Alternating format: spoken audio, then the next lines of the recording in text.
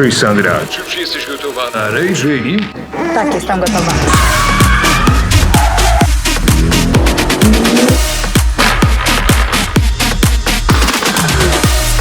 Jak się bawicie, chłopaki? Zajebiście! To ma aspiracje na zwycięstwo? Pierwsze miejsce musi być!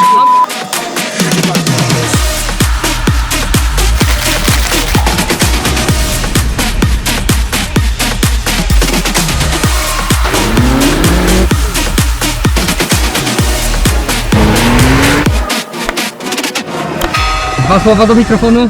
Pozdrawiam wszystkich. To jest to.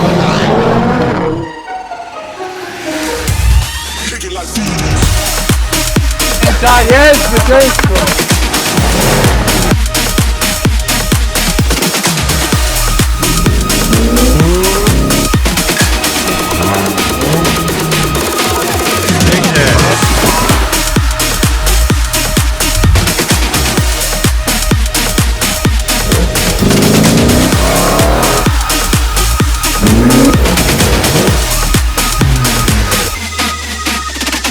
Dopiero zaczynamy zabawę.